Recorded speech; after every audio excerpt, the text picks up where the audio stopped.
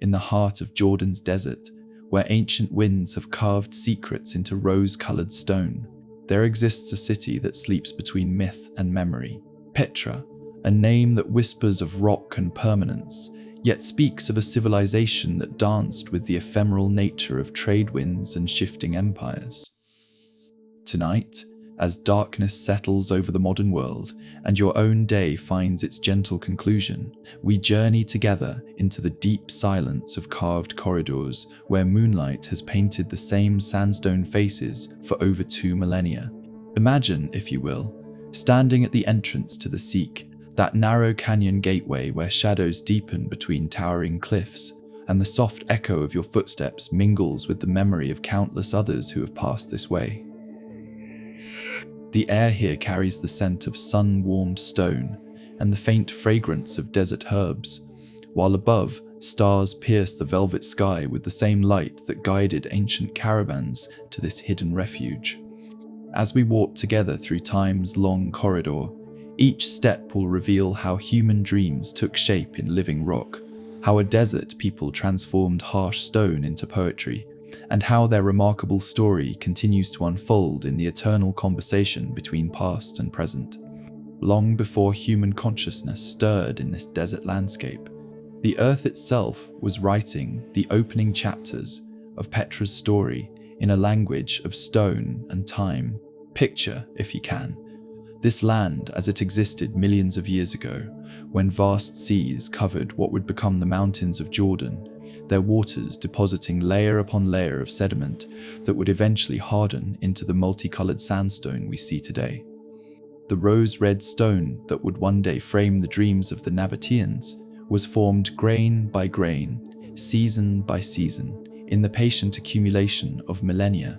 The geological forces that shaped this landscape worked with the deliberate artistry of a master sculptor, though their timelines stretched far beyond human comprehension. Tectonic pressures folded and lifted ancient seabeds into mountain ranges, while wind and water began their eternal work of erosion, carving the valleys and canyons that would one day shelter human settlements. The very minerals that give Petra's stone its distinctive coloring, the iron oxides that paint the cliffs in shades of rose and amber, the manganese that adds deeper purples and browns, were distributed through the rock matrix with the precision of an artist's palette, waiting for the day when human hands would reveal their hidden beauty. In this primordial landscape, water played the role of both destroyer and creator, cutting through solid rock to form the narrow defiles and hidden valleys that would become Petra's natural defenses. The seasonal floods that still occasionally roar through the Seek began their work millions of years ago, gradually widening the canyon, smoothing its walls, creating the dramatic entrance that would one day frame the treasury's magnificent facade. These same waters deposited the alluvial soils that would support the vegetation necessary for human habitation, creating the oases of green that break the desert's monotony. The first stirrings of human presence in this landscape can be traced back to the Paleolithic era, when early hunter-gatherers recognized the shelter and resources offered by the region's natural caves and rock formations. Archaeological evidence whispers of these ancient inhabitants, fragments of flint tools that caught morning light in the same way they do today, the remains of hearths where families gathered around fires that pushed back the desert night, scattered traces of a way of life that moved in harmony with the land's seasonal rhythms. These early peoples understood something profound about this landscape that would echo through all subsequent habitation, the recognition that survival here required not conquest, but partnership, not domination, but adaptation. They learned to read the subtle signs that indicated water sources, to understand the patterns of animal migration, to find shelter in the very bones of the earth. Their relationship with the land was one of intimate knowledge and respectful use, establishing patterns of thought and behavior that would influence all who came after. As millennia passed, the techniques of survival became more sophisticated, but the fundamental relationship between humans and landscape remained constant. The transition from hunting and gathering to pastoralism and early agriculture happened gradually, almost imperceptibly, as communities learned to manipulate their environment while still respecting its limits. The domestication of animals, particularly camels and goats, represented not just economic advancement but cultural transformation, as these partnerships between humans and animals enabled greater mobility and more complex social organization. The development of pottery and metalworking skills during the Neolithic period marked another crucial step in the long preparation for what would become Petra. These technologies required not just individual skill, but community cooperation, the sharing of knowledge across generations, the establishment of traditions that could preserve and transmit complex technical information. The potters who learned to work the local clay were unconsciously preparing the ground for the stone carvers who would one day transform these same cliffs into architectural marvels. By the time the first Bronze Age settlements appeared in the region, the fundamental relationship between humans and the landscape had been established. People had learned to see potential in the seeming harshness of the desert, to find abundance in apparent scarcity, to create beauty from the raw materials the earth provided. The techniques of water management, the understanding of seasonal patterns, the skills of working stone and metal. All these were part of a growing cultural repertoire that would eventually enable the Nabateans to transform a desert refuge into one of the ancient world's most remarkable cities. The spiritual dimensions of this relationship were equally important. The ancient inhabitants of this region developed a profound sense of the sacred nature of landscape, seeing in the dramatic rock formations and hidden valleys not just practical resources, but manifestations of divine presence. This spiritual connection to place would become central to Nabatean culture, influencing everything from their architectural choices to their religious practices to their political organization. As we stand in imagination at the threshold of recorded history, we can sense in this landscape the accumulated wisdom of countless generations who learned to call this desert home. The stage was set, the lessons learned, the cultural foundations laid for the emergence of a people who would transform survival into art, necessity into beauty, and a harsh desert refuge into one of humanity's most enduring monuments to the power of adaptation and creativity.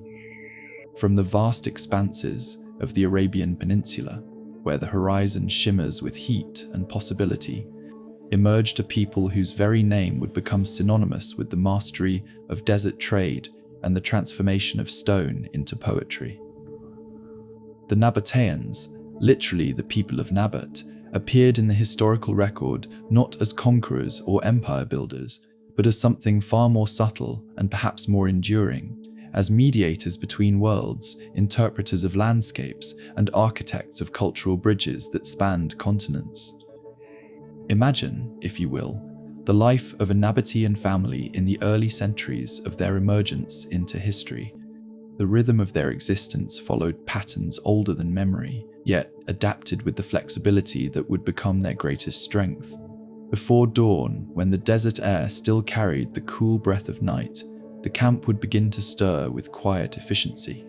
The soft murmur of voices, the gentle lowing of camels, the rustle of tent fabric in the morning breeze. These sounds marked the beginning of another day in the endless cycle of movement and trade that defined their world. The preparation of a caravan was a ritual that combined practical necessity with spiritual significance. Each camel was loaded with careful attention to balance and weight distribution, for the animal's comfort and safety meant the difference between profit and disaster in the unforgiving desert. The loading process itself was a form of meditation, requiring the kind of focused attention that brought the mind into harmony with the body's movements and the animal's needs. Frankincense and myrrh, those precious resins that would fund the construction of Petra's monuments, were packed in specially designed containers that protected them from both the desert's heat and the moisture that could ruin their delicate aromatic properties. The Nabateans' relationship with their camels transcended mere economic utility, evolving into a partnership that reflected their broader understanding of survival through cooperation rather than domination. These remarkable animals, with their ability to traverse waterless wastes and carry heavy loads across vast distances, became extensions of Nabatean capability, enabling them to access trade routes that were impossible for other peoples. The knowledge required to manage these partnerships, understanding the animals' needs, reading their moods, caring for their health, was passed down through generations as carefully as any religious doctrine.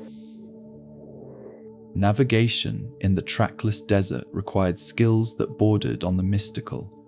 The Nabateans developed an intimate knowledge of star patterns, learning to read the night sky like a vast map that never led them astray. They understood the subtle language of wind patterns, recognizing how different breezes carried information about weather changes, seasonal shifts, and the location of water sources. The ability to find water in seemingly barren landscapes was perhaps their most crucial skill, involving not just knowledge of geology and hydrology, but an almost supernatural sensitivity to the signs that indicated underground springs or seasonal water collection points. This mastery of desert survival was inextricably linked to their success as traders. The Nabateans occupied a unique position in the ancient world's commercial networks, serving as intermediaries between the spice-producing regions of southern Arabia and India, and the wealthy markets of the Mediterranean world.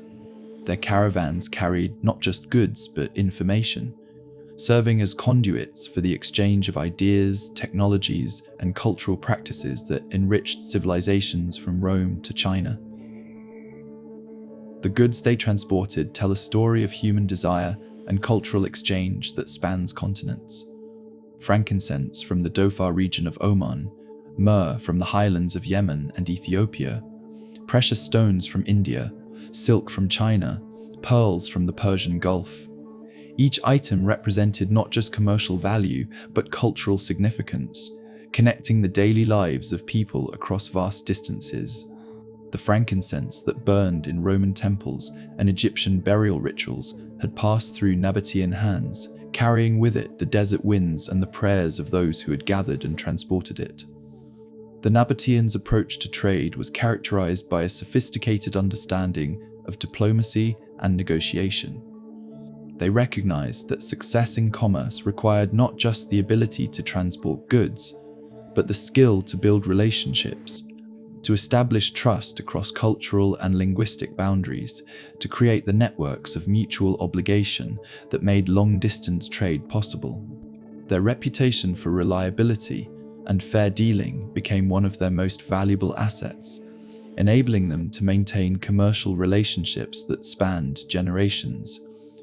This commercial success was built on a foundation of cultural adaptability that allowed the Nabateans to interact effectively with diverse peoples while maintaining their distinct identity. They learned to speak multiple languages, to understand different legal systems, to navigate the complex protocols of various courts and marketplaces.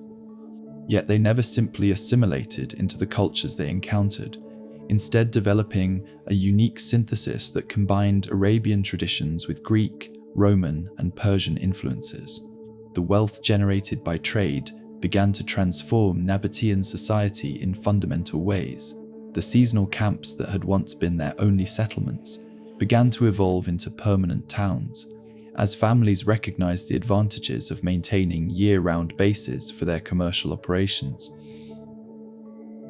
The accumulation of wealth enabled the development of specialized crafts and professions, creating a social complexity that went far beyond the simple tribal structures of their nomadic origins.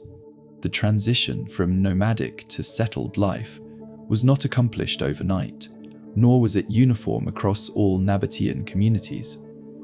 Many families maintained their traditional mobile lifestyle, following the trade routes that had enriched their ancestors, while others began to explore the possibilities offered by permanent settlement. This flexibility, this ability to adapt to changing circumstances while maintaining essential cultural values, would prove to be one of the Nabateans' greatest strengths. The accumulation of wealth and the development of more complex social structures created the conditions necessary for the emergence of Petra as more than just a trading post. As successful merchants began to invest their profits in permanent installations, warehouses, workshops, temples, and tombs, they were unknowingly laying the foundations for one of humanity's most remarkable architectural achievements. The practical needs of commerce, secure storage, reliable water supplies, defensible locations, would soon merge with spiritual aspirations and artistic vision to create something unprecedented in the ancient world. The desert winds that had shaped their ancestors' lives continued to blow through the valleys and canyons of their new homeland. But now they carried new possibilities, new dreams, new visions of what human creativity could accomplish when guided by both practical wisdom and spiritual aspiration. The children of the desert wind were ready to transform a hidden valley into a rose-red city that would outlast empires and inspire wonder for millennia to come. In the deep silence of geological time, where sandstone cliffs catch and hold the light of countless sunrises, there exists a moment when human vision recognized in the natural landscape the raw material for dreams made manifest. The founding of Petra represents not merely the establishment of another ancient city, but the birth of a unique dialogue between human creativity and the patient artistry of the earth itself. Here, in a hidden valley where three mountain ranges converge to form a natural amphitheater, the Nabateans discovered something that would transform their understanding of what was possible when human ambition merged with divine architecture. The earliest Nabatean settlers who ventured into the labyrinthine valleys that would become Petra found themselves in a landscape that seemed designed by providence for both concealment and revelation.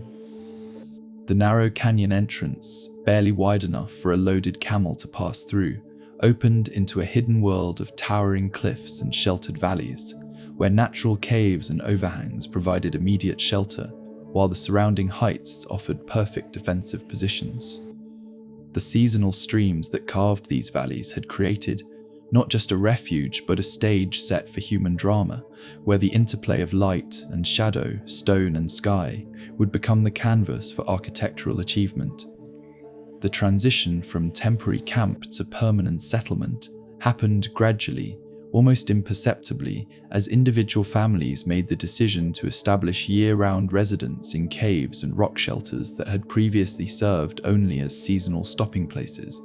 These early inhabitants quickly recognized that the soft sandstone could be worked with relative ease, that the natural caves could be expanded and modified to create more comfortable living spaces.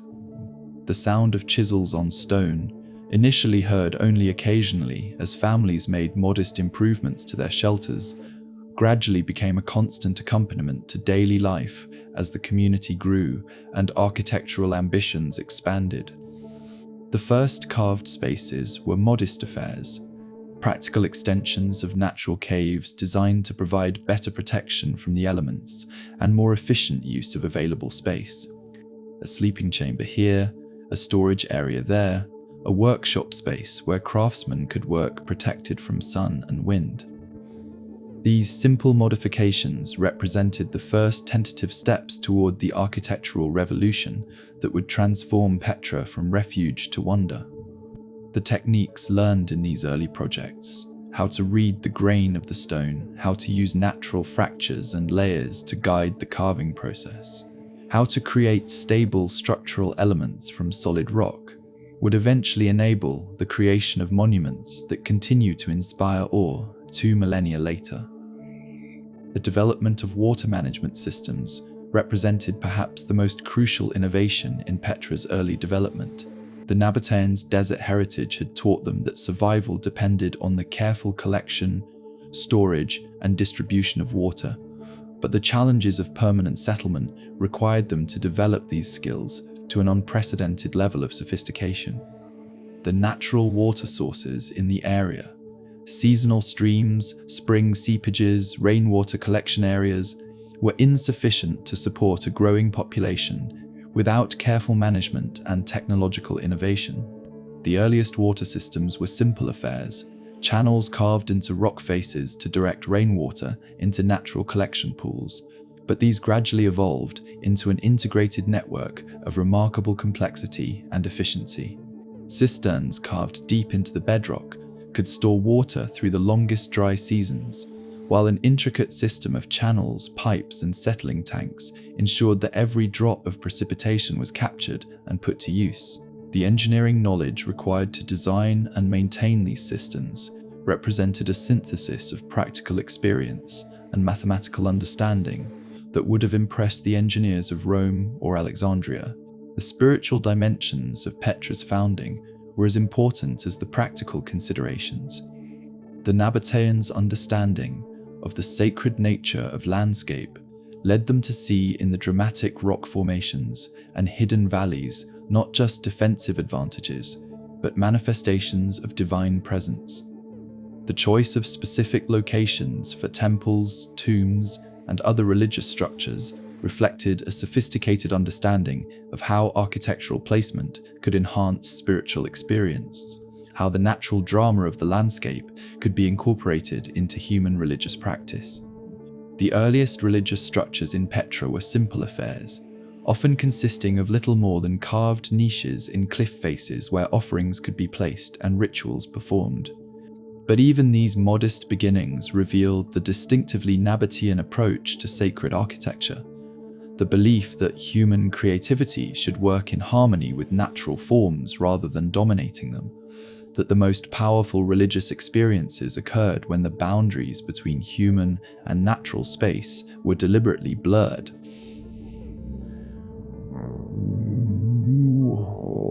The development of specialized crafts and professions marked another crucial stage in Petra's evolution from trading post to city.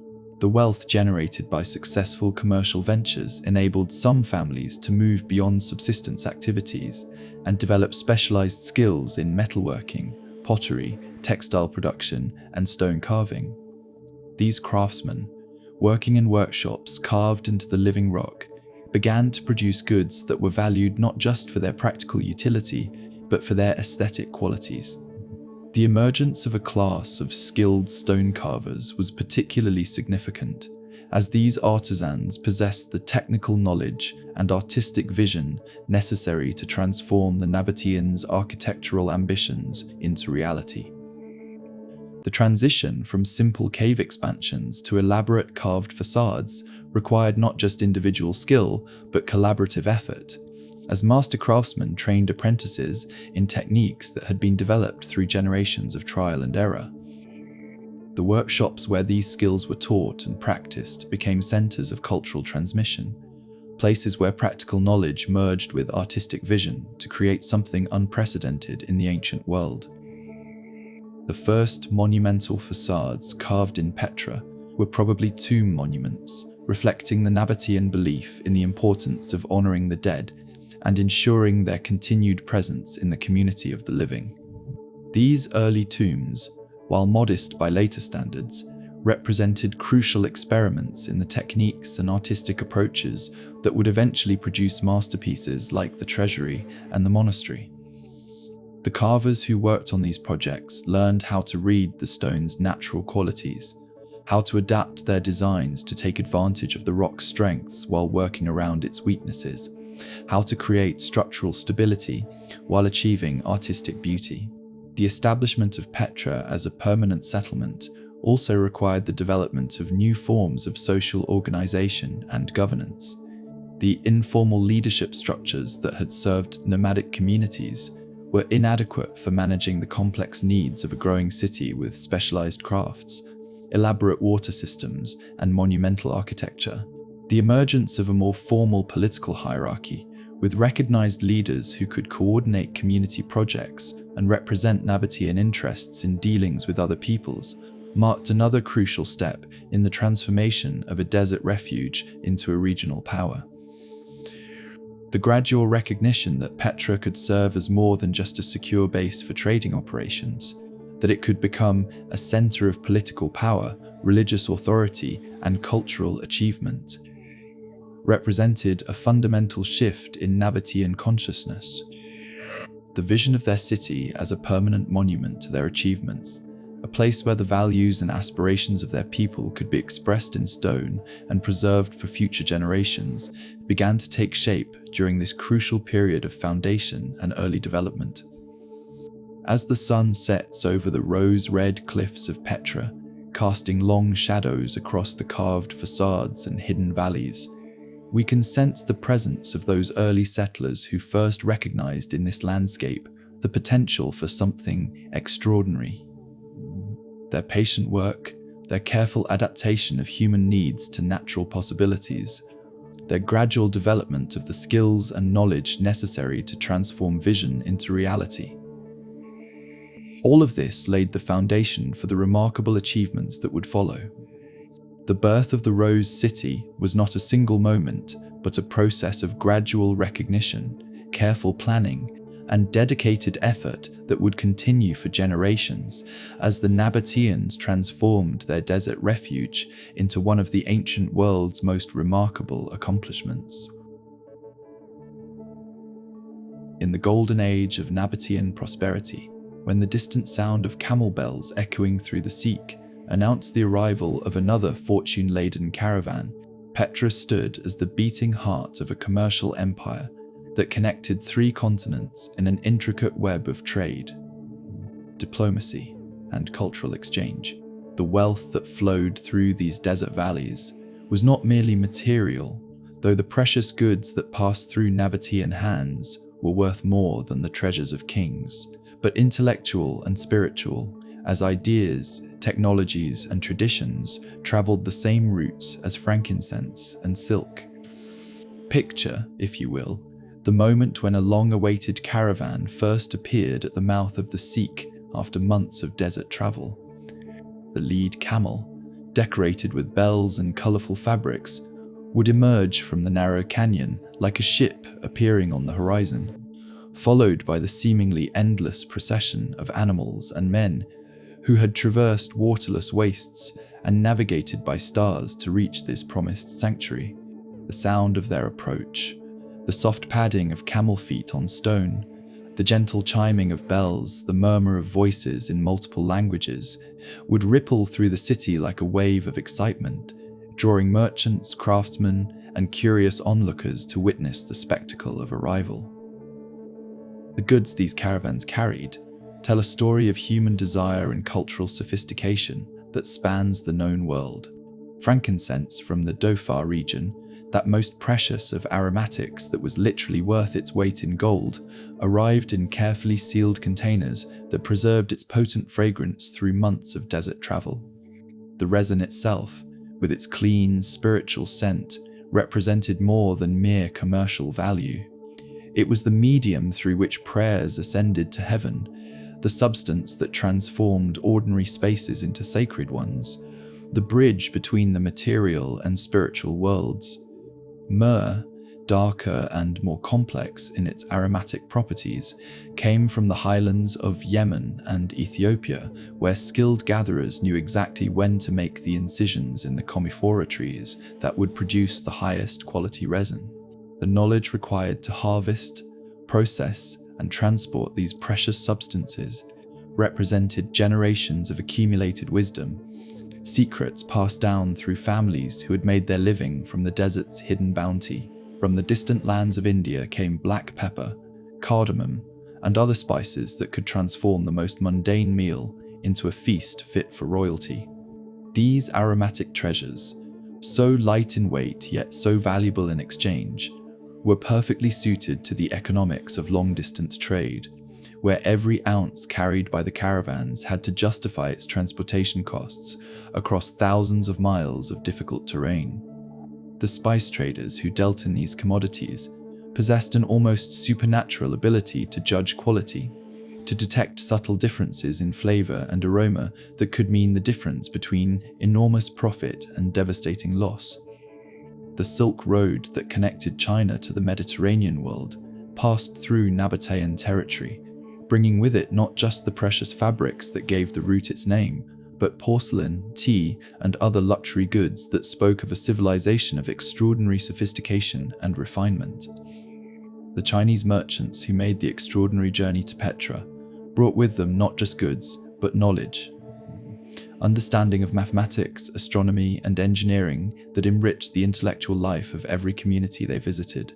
The pearl divers of the Persian Gulf, who risked their lives in the dangerous waters where the finest pearls were found, trusted Nabatean merchants to carry their treasures to markets where they would be properly valued and fairly sold. These lustrous gems, born from the patient suffering of oysters in the warm waters of the Gulf, represented the transformation of irritation into beauty, a metaphor that resonated deeply with the Nabatean understanding of how harsh conditions could be transformed into something precious through patience and skill. The economic system that made this vast commercial network possible was based on more than simple buying and selling. It required the development of sophisticated financial instruments, complex systems of credit and exchange, and above all, the establishment of trust relationships that could span continents and generations. The Nabateans' reputation for honest dealing became one of their most valuable assets, enabling them to serve as intermediaries in transactions between peoples who might never meet, but who trusted Nabatean judgment and integrity. The taxation system that funded Petra's golden age was remarkably sophisticated, based not on the crude extraction of tribute, but on the provision of genuine services that justified the fees charged. Caravans passing through Nabatean territory paid for security, for access to water and provisioning, for accurate information about road conditions and political situations, and for the privilege of trading in markets where quality goods and fair dealing were guaranteed.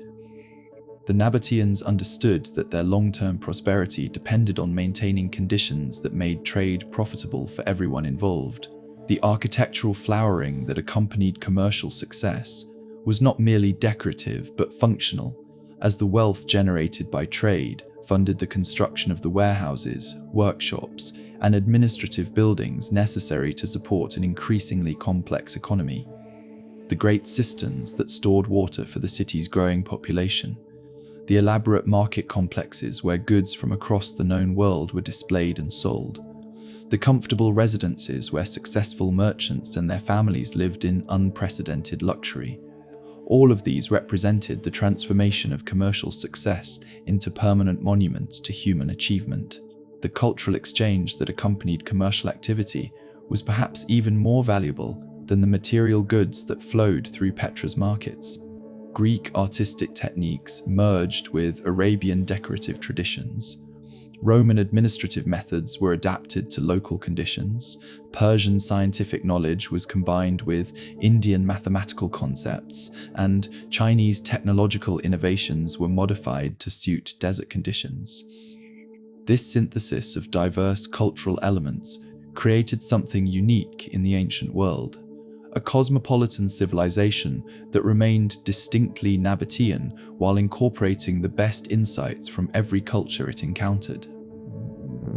The daily life of Petra during this golden age reflected the city's extraordinary prosperity and cultural sophistication. Wealthy merchant families lived in spacious, rock-cut homes that combined practical comfort with artistic beauty, their walls decorated with frescoes that showed scenes from daily life, mixed with mythological themes. The workshops where skilled craftsmen produced goods for local use and export hummed with activity as masters trained apprentices in techniques that had been refined through generations of practice. The temples and religious complexes that served the city's spiritual needs reflected the same cosmopolitan sophistication that characterized its commercial life. Nabatean deities were worshipped alongside Greek and Roman gods, while religious practices incorporated elements from the diverse traditions of the peoples who passed through the city. This religious tolerance and synthesis was not merely pragmatic, but reflected a deep understanding that spiritual truth could be found in many forms, that the divine revealed itself through the diversity of human experience, rather than through any single doctrinal system. The educational institutions that prepared young Nabateans for careers in trade and diplomacy provided instruction not just in practical skills, but in the languages, customs, and cultural expectations of the various peoples they would encounter in their professional lives. The ability to speak Arabic, Greek, Aramaic, and Latin, to understand the religious and social customs of different peoples, to navigate the complex protocols of various courts and marketplaces. All of these skills were essential for success in the international world of ancient commerce. As the golden light of evening settles over Petra's carved facades, we can still sense the energy and excitement of those prosperous days when the city stood at the crossroads of the world, when the sound of multiple languages filled the marketplaces, when the aroma of exotic spices mingled with the scent of desert flowers, when the accumulated wealth of successful trade enabled the creation of monuments that would outlast the empires they served. The incense roads that brought prosperity to Petra were more than mere trade routes. They were conduits for the exchange of everything that makes human civilization rich and meaningful, connections that bound together the diverse peoples of the ancient world in networks of mutual benefit and cultural enrichment. In the workshops carved deep into Petra's rose-colored cliffs, where the morning light filtered through narrow openings to illuminate clouds of stone dust dancing in the air, a quiet revolution was taking place. The transformation of the Nabateans from desert nomads into master architects was not accomplished through conquest or sudden inspiration, but through the patient accumulation of skill, the careful transmission of knowledge from master to apprentice, and the gradual development of techniques that would enable them to create some of the most remarkable architectural achievements in human history. The stone carvers of Petra worked in a tradition that reached back to the earliest days of the settlement, when simple cave expansions had first demonstrated the workability of the local sandstone. But by the height of the city's prosperity, these craftsmen had developed their techniques to a level of sophistication that would have impressed the architects of Rome or Alexandria. The knowledge required to transform a blank cliff face into the intricate facade of the treasury represented not just individual skill, but the accumulated wisdom of generations of artisans who had learned through trial and error, success and failure, how to make stone sing with beauty. The process of carving a major facade like the treasury began long before the first chisel touched stone. Master architects, working in consultation with religious authorities and wealthy patrons, would spend months planning every detail of the proposed structure, considering not just its aesthetic impact, but its spiritual significance, its structural stability, and its relationship to the surrounding landscape. The preliminary drawings, sketched on pottery shards and stone tablets, reveal a sophisticated understanding of proportion, geometry, and architectural theory that drew upon Greek and Roman traditions while remaining distinctly Nabatean in character. The actual carving process required a level of precision and patience that reflected the deep spiritual dimensions of the work. The craftsmen who undertook these projects understood that they were not merely creating buildings, but fashioning sacred spaces where the divine could manifest itself in human experience. The rituals that accompanied the beginning of each project, the prayers offered to ensure divine blessing, the careful selection of auspicious times for beginning work, the ceremonial first strikes of chisel on stone, all of these practices reflected the belief that architectural creation was a form of worship, a collaboration between human creativity and divine inspiration. The technical challenges involved in carving elaborate facades from solid rock required the development of innovative solutions that demonstrated the Nabateans' practical ingenuity. The scaffolding systems that enabled workers to reach the highest portions of tall facades, the pulley arrangements that allowed heavy stone blocks to be moved with precision, the water cooling systems that prevented metal tools from overheating during extended periods of use. All of these represented technological innovations that were as remarkable as the artistic achievements they made possible. The training of apprentices in these complex skills was a lengthy process that combined practical instruction with spiritual formation. Young men who showed aptitude for stone carving would spend years learning the basics of their craft: how to read the grain of stone, how to select and maintain tools, how to plan and execute simple projects. But technical skill alone was not sufficient. The apprentices also needed to develop the aesthetic sensitivity that would enable them to create works of beauty, the spiritual understanding that would allow them to fashion sacred spaces, and the cultural knowledge that would help them adapt traditional techniques to new challenges. The workshops where this training took place were more than mere production facilities. They were centers of cultural transmission, where the accumulated wisdom of Nabatean civilization was passed from one generation to the next. The conversations that took place as master craftsmen guided apprentices through complex projects, the stories told during breaks in the work, the songs sung to maintain rhythm during repetitive tasks. All of these contributed to the preservation and development of a cultural tradition that was far richer than any written record could capture. The artistic synthesis that characterized Nabatean architecture during this golden age reflected the cosmopolitan nature of their civilization. Greek decorative elements were adapted to local tastes and conditions. Roman structural techniques were modified to work with the properties of sandstone, and traditional Arabian spatial concepts were expanded to accommodate new functional requirements. This cultural blending was not superficial borrowing, but deep synthesis, creating something that was both international in its sophistication and distinctly Nabatean in its character. The religious dimensions of architectural creation were perhaps the most important aspect of the stone carver's work. The Nabateans understood that their temples and tombs were not merely functional structures, but sacred spaces where the boundary between the material and spiritual worlds became permeable. The placement of decorative elements, the orientation of facades, the relationship between interior and exterior spaces. All of these decisions were made with careful attention to their spiritual significance as well as their aesthetic impact. The daily rhythm of work in the stone carving workshops followed patterns that had been established over generations. The craftsmen would begin before dawn, taking advantage of the cool morning air that made extended physical labor more bearable. The sound of chisels on stone, initially sharp and clear in the morning silence, would gradually merge with the growing activity of the city as merchants opened their shops, children played in the courtyards, and the normal business of daily life began to unfold. The tools used by these master craftsmen were deceptively simple: iron chisels of various sizes, wooden mallets, bronze measuring instruments, and stone-cutting saws. But their effective use required skills that could only be developed through years of practice.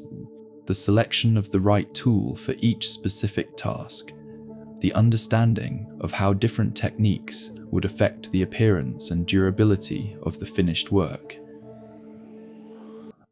the ability to maintain consistent quality throughout projects that might take months or years to complete. All of these represented aspects of professional expertise that were as valuable as any other form of specialized knowledge. The creation of the great facades that still inspire wonder today required not just individual skill, but coordinated teamwork. The master craftsmen who designed and supervised these projects needed to be able to communicate their vision clearly to teams of skilled workers, to maintain quality standards throughout extended construction periods, and to adapt their plans when unexpected challenges arose.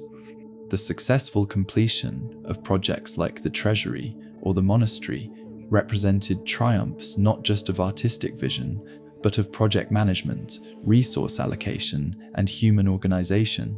The preservation of architectural knowledge for future generations was accomplished through a combination of written records and oral tradition. The technical manuals that described carving techniques, the pattern books that preserved decorative motifs, the mathematical treatises that explained proportional systems. All of these contributed to the maintenance of professional standards across generations.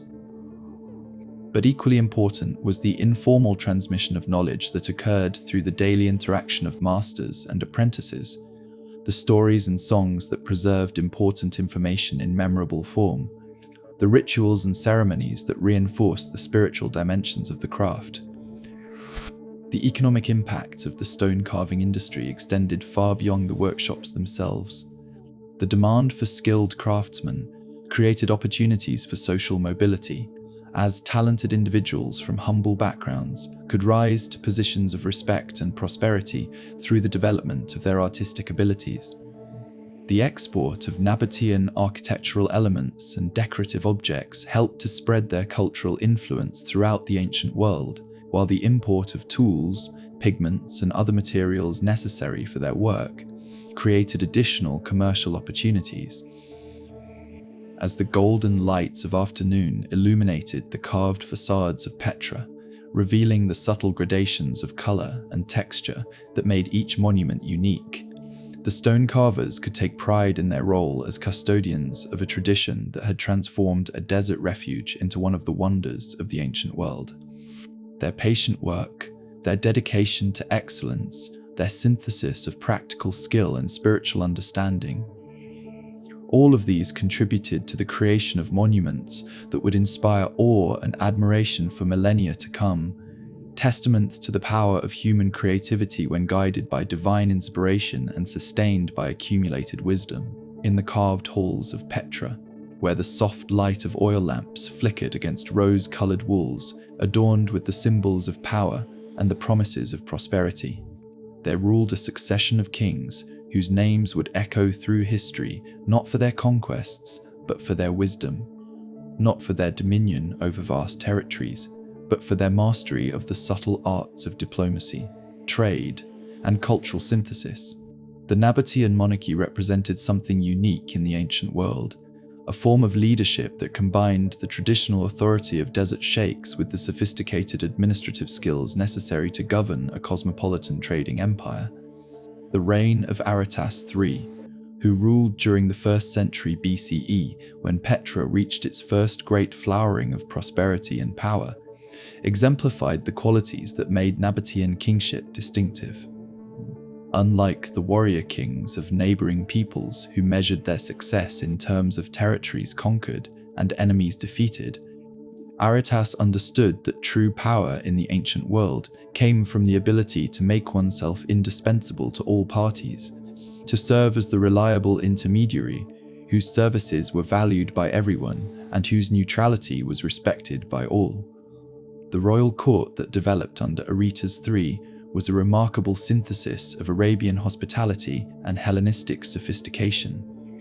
The palace complexes, carved into Petra's cliffs, combined the practical comfort necessary for desert life with the ceremonial grandeur required for receiving ambassadors from Rome, Alexandria, and Damascus. The throne room, with its carefully positioned windows that caught the morning light and illuminated the king's face with an almost supernatural glow, was designed to impress foreign dignitaries while providing the acoustic properties necessary for confidential conversations.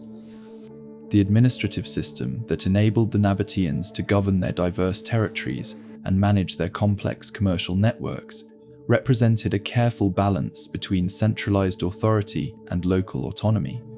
The king's officials, drawn from the ranks of successful merchants and skilled diplomats, understood that effective governance required not rigid control but flexible adaptation to local conditions and cultural sensitivities. The legal codes that governed trade disputes, marriage contracts, and property rights reflected this same pragmatic approach, combining traditional Arabian customs with legal innovations borrowed from Greek and Roman jurisprudence. The diplomatic achievements of kings like Aretas III were perhaps even more remarkable than their domestic accomplishments. The Nabatean monarchy existed in a world where the great powers of Rome and Parthia were locked in seemingly endless conflict, where the Seleucid Empire was fragmenting into quarreling successor states, and where the ambitions of Egyptian pharaohs and Jewish kings created additional sources of instability. In this dangerous environment, the Nabatean kings developed a foreign policy based on careful neutrality, strategic alliances, and the provision of services that made their friendship valuable to all parties. The relationship between Nabatean kings and Roman power was particularly complex and delicate. The Romans, with their overwhelming military superiority and imperial ambitions, represented both the greatest threat to Nabatean independence and the greatest opportunity for commercial profit. The Nabatean response to this challenge was characteristically subtle and sophisticated. Rather than confronting Roman power directly, they made themselves indispensable to Roman interests, serving as reliable allies who could provide military support when requested, commercial services when needed, and diplomatic mediation when conflicts arose. The reign of Aretas IV, who ruled from 9 BCE to 40 CE, represented the peak of Nabatean diplomatic achievement. His successful negotiation of the complex political crisis that arose from the Roman civil wars, his careful management of relations with the Jewish kingdoms of Palestine, and his expansion of Nabatean influence into new territories all demonstrated the effectiveness of the diplomatic tradition that had been developed by his predecessors.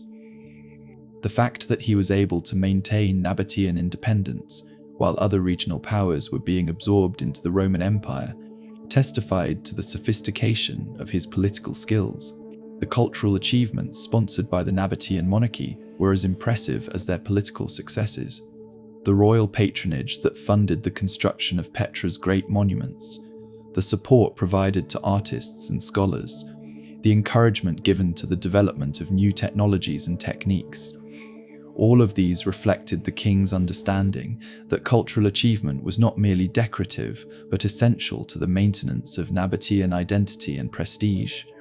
The treasury, with its magnificent Hellenistic facade and its careful integration into the natural landscape, stood as a testament to the royal vision that could transform commercial success into artistic achievement. The religious role of Nabatean kings was perhaps the most complex aspect of their authority. Unlike the divine monarchs of Egypt or the god-kings of Mesopotamia, Nabatean rulers claimed no direct divine status, but they did serve as intermediaries between the human and divine realms. Their participation in religious ceremonies, their patronage of temples and sacred sites, and their responsibility for maintaining the spiritual health of their people all reflected the belief that royal authority derived ultimately from divine sanction, and that the king's primary duty was to ensure harmony between earthly and heavenly powers. The palace life that developed around the Nabatean court reflected the cosmopolitan nature of their civilization. The royal household included not just Arabian nobles and Nabatean officials, but Greek intellectuals, Roman technical experts, and scholars from throughout the known world. The conversations that took place in the royal chambers, the cultural exchanges that occurred during state banquets, and the intellectual debates that shaped policy decisions all contributed to the development of a uniquely sophisticated form of desert diplomacy. The economic policies pursued by the Nabatean monarchy were based on a sophisticated understanding of the relationship between political stability and commercial prosperity. The kings understood that their wealth depended not on the exploitation of their subjects, but on the creation of conditions that encouraged trade, innovation, and cultural exchange. The infrastructure projects they funded, the water systems, the roads, the market complexes, all served to enhance the commercial value of their territories while providing employment and opportunities for their people. The military organization developed by the Nabatean kings reflected their understanding that their security depended more on intelligence and mobility than on massive armies and fortified positions. The Nabatean military was designed for rapid response to threats, for the protection of trade routes, and for the provision of support to allied forces when diplomatic agreements required it.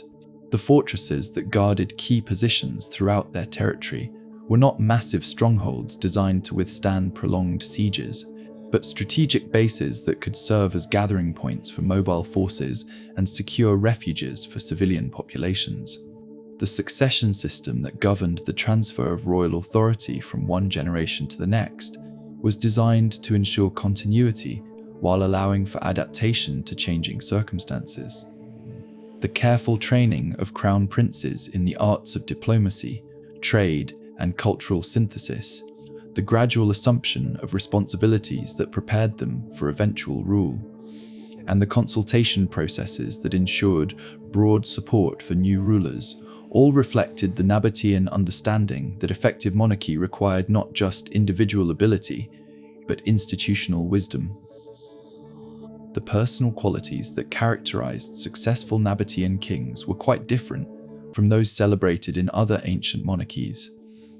Physical courage and military prowess, while valued, were less important than intellectual flexibility, cultural sensitivity, and the ability to build consensus among diverse groups. The ideal Nabatean ruler was someone who could speak multiple languages, understand different religious traditions, navigate complex commercial negotiations, and maintain the delicate balance of relationships that kept their kingdom independent and prosperous. The challenges faced by later Nabatean kings, particularly during the 1st century CE, reflected the changing nature of the ancient world. The expansion of Roman power, the development of new trade routes that bypassed traditional caravan paths, and the increasing difficulty of maintaining independence in a world dominated by great empires all tested the flexibility and resourcefulness that had made their predecessors successful. The gradual recognition that adaptation might require fundamental changes in the nature of Nabatean society marked the beginning of a new chapter in their long history. The royal tombs carved into the cliffs of Petra, with their elaborate facades and carefully planned interior spaces, served as more than mere burial places. They were statements of royal ideology, expressions of the values and aspirations that guided Nabatean monarchy. The synthesis of architectural styles, the integration of religious and secular symbols, and the careful attention to both aesthetic beauty and practical function all reflected the same sophisticated approach to cultural synthesis that characterized Nabatean kingship. As the shadows lengthened across the carved courtyards, where kings once held court, where ambassadors negotiated treaties, and where the complex business of governing a cosmopolitan empire was conducted with quiet efficiency, we can still sense the presence of those remarkable rulers who understood that true power lay not in domination, but in service, not in conquest, but in connection, not in the accumulation of territory, but in the creation of conditions that allowed human civilization to flourish in the harsh beauty of the desert landscape they had chosen to call home. Like sand dunes that shift imperceptibly under the patient pressure of desert winds, the world that had nurtured Nabatean prosperity began to change in ways that were almost invisible from day to day, yet inexorable in their cumulative impact. The transformation was not dramatic. No armies marched through the Sikh, no earthquakes shattered the carved facades, no plague swept through the markets, but rather a gradual alteration in the very foundations of the economic and political systems that had made Petra the jewel of the ancient world. The Roman Empire, which had long been both the Nabateans' greatest customer and their most dangerous neighbor, was undergoing its own evolution during the 1st century CE. The imperial expansion that had created vast new territories also generated new challenges and opportunities that would fundamentally alter the patterns of ancient trade. The Roman conquest of Egypt, completed by Augustus in 30 BCE, had given the empire direct control over the Red Sea ports that served as terminals for the Indian Ocean trade routes. What had once been a complex commercial network, requiring multiple intermediaries, was gradually being simplified into a more direct system that bypassed many of the traditional caravan cities. The development of improved maritime technology made sea transport increasingly attractive compared to the expensive and time-consuming overland routes that had been the foundation of Nabatean prosperity. Roman ships, larger and more seaworthy than their predecessors, could carry greater quantities of goods at lower cost and with greater speed than even the most efficiently organized caravans. The monsoon winds that had always governed Indian Ocean navigation were being understood and exploited with increasing sophistication, enabling more regular and predictable shipping schedules that reduced the uncertainties that had made overland transport attractive despite its higher costs.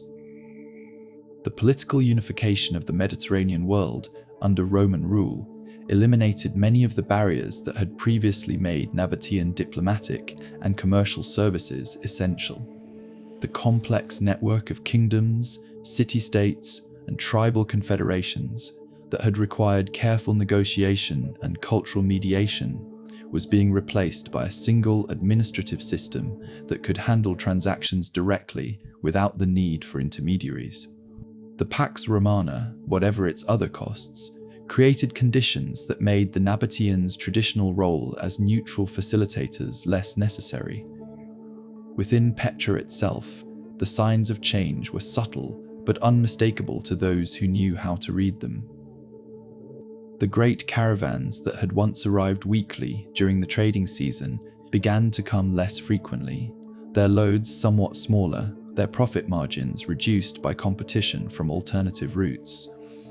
The merchants who had grown wealthy from the incense trade found themselves diversifying their investments, putting money into local agriculture, craft production, and other activities that were less dependent on long-distance commerce.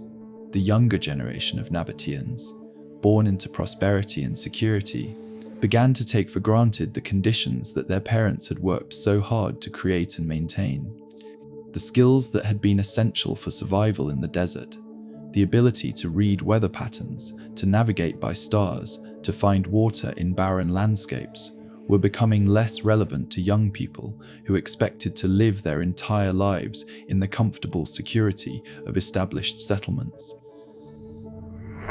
The cultural knowledge that had enabled their ancestors to negotiate successfully with diverse peoples and adapt to changing conditions was being replaced by more specialized skills suited to urban life. The architectural projects that had once been funded by the enormous profits of the caravan trade began to require more careful planning and more modest ambitions. The great facades that had been carved during the golden age of Nabatean prosperity gave way to smaller, more practical structures that reflected the changing economic realities of their situation. The workshops that had once employed hundreds of skilled craftsmen were reduced to smaller operations that focused on maintenance and repair rather than ambitious new construction. The religious and cultural institutions that had flourished during the peak of Nabatean power faced similar challenges. The temples that had been supported by the donations of wealthy merchants found their resources reduced as trade profits declined.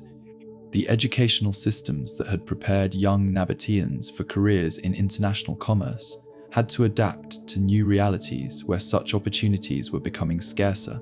The cosmopolitan culture that had been nurtured by constant contact with diverse peoples began to narrow as the volume of international traffic decreased. The water management systems that had been the pride of Nabatean engineering required constant maintenance and periodic upgrading, but the resources available for such projects were being reduced by the same economic pressures that affected every other aspect of city life. The elaborate network of cisterns, channels, and distribution systems that had made urban life possible in the desert began to show signs of stress as the community struggled to balance the costs of maintenance against competing demands for limited resources. The diplomatic relationships that had been carefully cultivated over generations began to change as the regional balance of power shifted. The Roman Empire, increasingly confident in its ability to manage its eastern territories directly, had less need for the services of client kings and allied peoples. The complex web of relationships that had enabled the Nabateans to maintain their independence while benefiting from Roman protection was being simplified in ways that reduced their leverage and limited their options. The intellectual and artistic life that had flourished during the golden age of Nabatean civilization began to reflect these changing conditions. The confident cosmopolitanism that had characterized earlier generations gave way to a more introspective and conservative approach to cultural questions. The synthesis of diverse traditions that had produced the unique achievements of classical Nabatean art and architecture was being replaced by a more cautious adherence to established patterns and proven techniques. The adaptation strategies that the Nabateans developed in response to these challenges demonstrated the same flexibility and intelligence that had made their ancestors successful. The expansion of agricultural activities in the territories surrounding Petra, the development of new craft industries that could serve local and regional markets, and the exploration of alternative trade routes that might bypass the increasingly competitive traditional networks all reflected their determination to maintain their prosperity despite changing conditions. The psychological impact of these changes was perhaps as significant as their material effects. A people who had defined themselves through success and independence found themselves confronting the possibility that their traditional way of life might no longer be viable. The confidence that had enabled them to undertake ambitious projects and maintain their cultural distinctiveness was being tested by circumstances that seemed to demand new forms of accommodation and adaptation. Yet, even as the old certainties were being challenged, the essential strengths of Nabatean civilization remained intact. The skills that had enabled them to thrive in harsh conditions, the cultural values that emphasized adaptation and negotiation over confrontation, and the accumulated wisdom that had been preserved through generations of experience, all provided resources for meeting the challenges of a changing world. The story of Petra's gradual transformation was not one of decline and fall, but of adaptation and evolution, as a remarkable people prepared to enter a new phase of their long and distinguished history. In the carved chambers of Petra's royal palace, where the morning light filtered through stone lattices to illuminate walls that had witnessed the rise and flowering of a desert empire, Rabble II sat upon the throne that his ancestors had occupied for over 4 centuries. The weight of the crown upon his brow was not merely that of precious metal and jewels, but of history itself. The accumulated responsibility of preserving a civilization that had transformed the harsh beauty of the Arabian desert into one of the wonders of the ancient world. Rabble II, whose name would be remembered as that of the last independent king of the Nabateans, understood with painful clarity the nature of the historical moment he had inherited. The world that had nurtured his people's prosperity was changing in fundamental ways that no amount of diplomatic skill or commercial innovation could reverse. The Roman Empire, which had long been both patron and threat, was entering a phase of its development that would no longer tolerate the existence of independent kingdoms along its eastern frontier, no matter how loyal or useful they might be. The decision to move the royal capital from Petra to Bostra in what is now southern Syria was perhaps the most difficult of Rabble's reign. The king understood that this relocation was not merely a matter of administrative convenience, but a recognition that the strategic importance of Petra was waning as trade routes shifted and political realities changed. Bostra, with its location at the intersection of several major Roman roads and its proximity to the rich agricultural lands of the Hauran, offered better prospects for maintaining Nabatean autonomy within the evolving imperial system. Yet even as the political center of the kingdom moved northward, Petra remained the spiritual and cultural heart of Nabatean civilization. The great monuments that had been carved from the living rock during the golden age of prosperity continued to serve their sacred functions. The skilled craftsmen who had created them continued to work in their cliffside workshops, and the daily rhythms of life in the rose-red city continued much as they had for generations.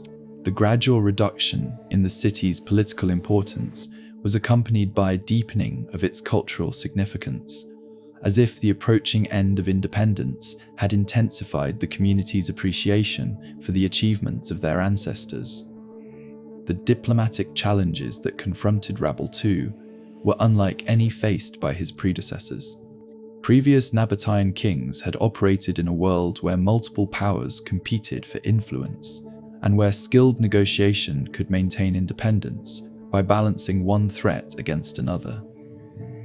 But the Roman Empire of the early 2nd century CE had achieved a degree of dominance that made such strategies increasingly ineffective.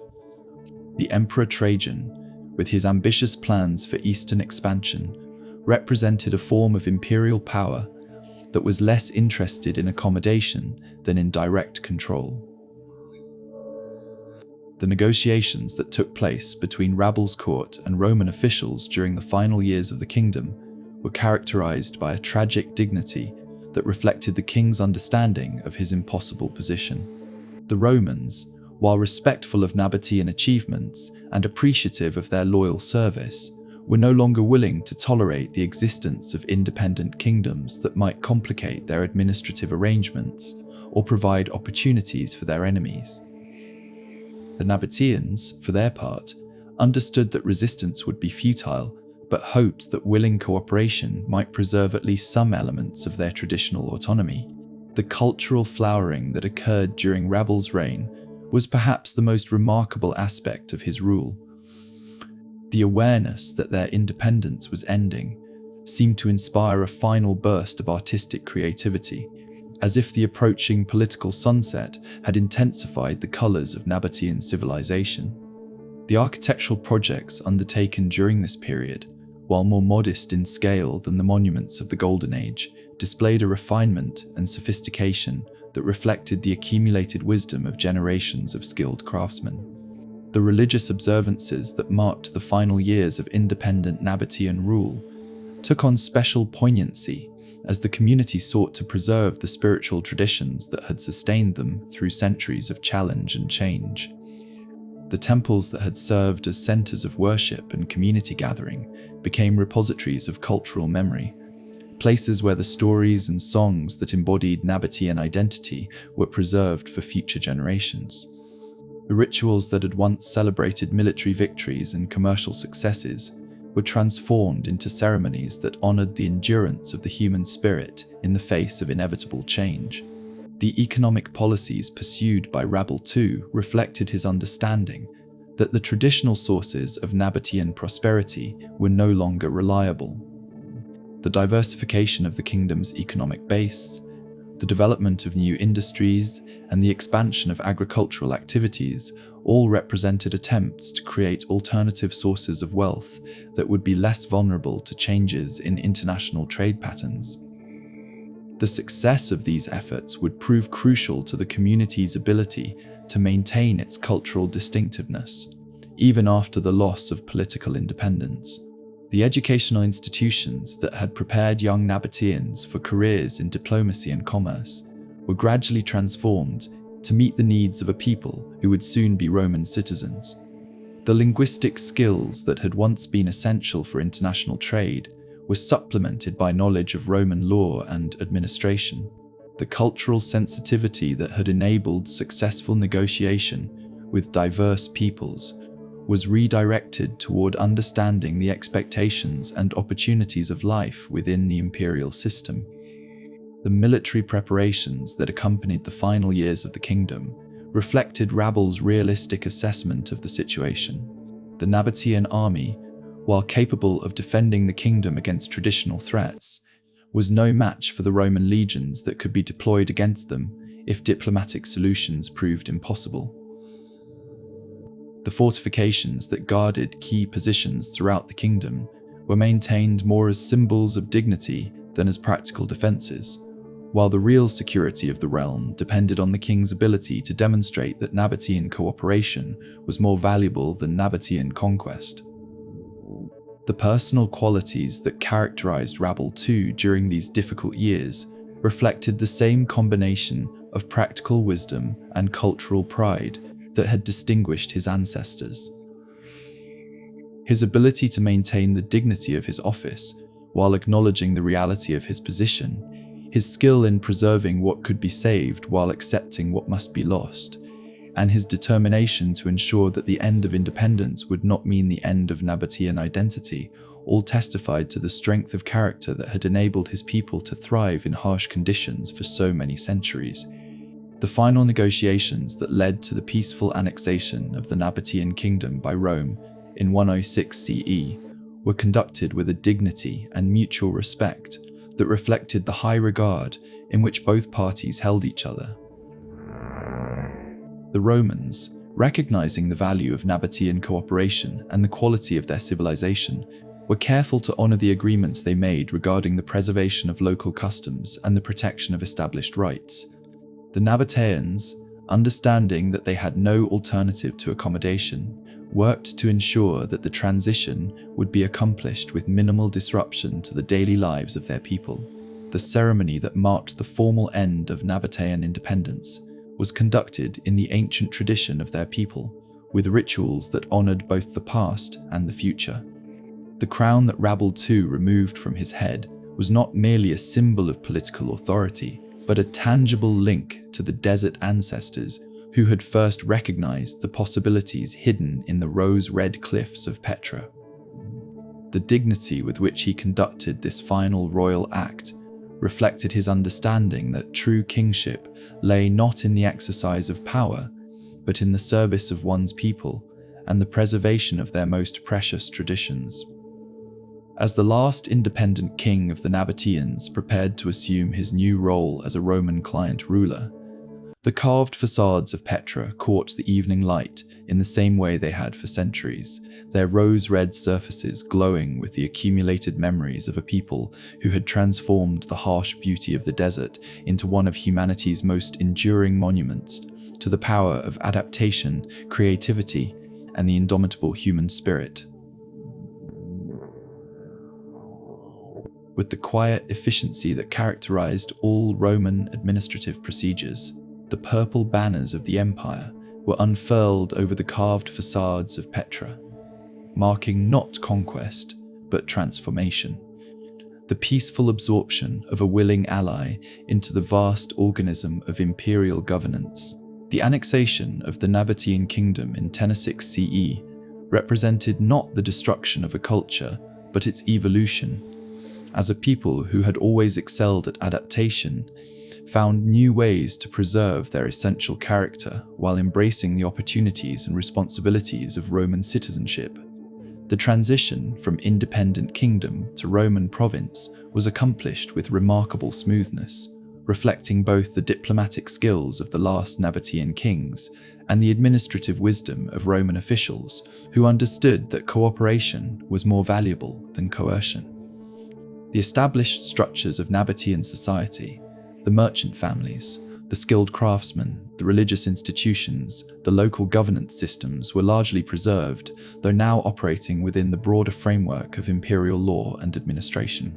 The Roman military presence in Petra was deliberately modest, consisting primarily of auxiliary units that included many Nabatean soldiers serving under Roman officers. The great fortress that was constructed on the plateau above the city was designed more as an administrative center than as a defensive stronghold, its buildings reflecting the Roman preference for practical functionality while incorporating decorative elements that acknowledged local artistic traditions. The soldiers who garrisoned these installations quickly became part of the community, many of them marrying local women and raising families who would bridge the gap between Roman and Nabatean cultures. The legal system that governed daily life in Roman Petra represented a careful synthesis of imperial law and local custom. The commercial codes that had regulated trade for centuries were largely preserved, though now operating within the broader framework of Roman commercial law. The family structures and marriage customs that had defined Nabatean society continued to function, though they were now subject to Roman legal oversight and protection. The religious practices that had sustained the community through centuries of change were not only tolerated, but actively supported by Roman authorities who understood the importance of spiritual continuity in maintaining social stability. The economic opportunities that came with Roman citizenship more than compensated for the loss of the exceptional profits that had characterized the golden age of caravan trade. Nabatean merchants, with their linguistic skills and cultural knowledge, found themselves well positioned to take advantage of the commercial opportunities created by the vast Roman market. The crafts that had been developed to serve local and regional needs could now be marketed throughout the empire, while the agricultural techniques that had enabled the Nabateans to thrive in arid conditions were recognized and valued by Roman administrators dealing with similar challenges in other frontier provinces. The architectural projects undertaken during the Roman period reflected this same spirit of creative adaptation. The new buildings that were constructed in Petra during the 2nd and 3rd centuries CE combined Roman engineering techniques with traditional Nabatean decorative elements, creating structures that were both functionally efficient and aesthetically pleasing. The great temple complex that was built during this period demonstrated how Roman architectural principles could be adapted to local conditions and cultural preferences, while the extensive renovations to existing monuments showed how traditional structures could be modified to serve new purposes without losing their essential character. The educational institutions that had prepared young Nabateans for careers in international commerce were expanded and enhanced to meet the needs of Roman citizens who would compete in the broader imperial marketplace.